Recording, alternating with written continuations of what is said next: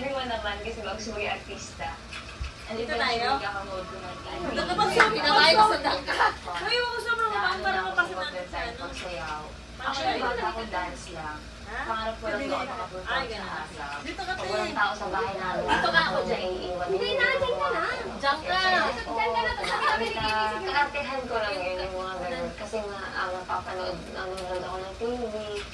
Si mama ko, hilig din siya kumanta. So parang, naging pangarap niya sa akin na maging artista din ako. Kasi parang nung bata ko po ako, kumakanta ako kahit wala pa akong words. May nasasabi na maayos. Ganun. Excited ako kumanta, 3 years old pa lang ako. Ito si Maria.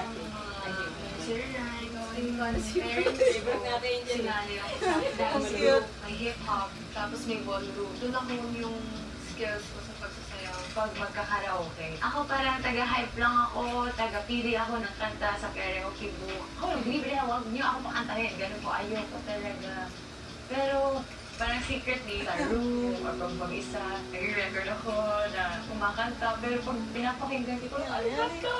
Sumasayaw ako with my friend, with my childhood friend. Pink na pink pa ako nun. I was just for fun, not really anything serious. But I've always enjoyed being on the stage or something like that. Nung bata po ako, ang harap ko na talagang maging sikat na artista. Kasi nahilig ko manood ng TV before. Pangarap ko rin po maging Miss Universe, maging beauty queen, maging model, maging flight attendant. So, puno-puno po ako ng pangarap. Pero isa lang yung hindi ko pinangarap talaga, yun ay yung maging idol.